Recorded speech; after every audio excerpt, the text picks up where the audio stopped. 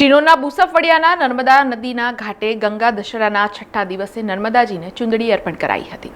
વડોદરાના શિનોર નર્મદા નદી ખાતે 10 દિવસ સુધી ગંગા દશેરા ઉજવાશે અને પવિત્ર નર્મદા નદીમાં છેલ્લા 80 વર્ષથી ગંગા દશેરા મહાઆરતી તેમજ ચુંદડીનો મનોરથ કરવામાં આવે છે।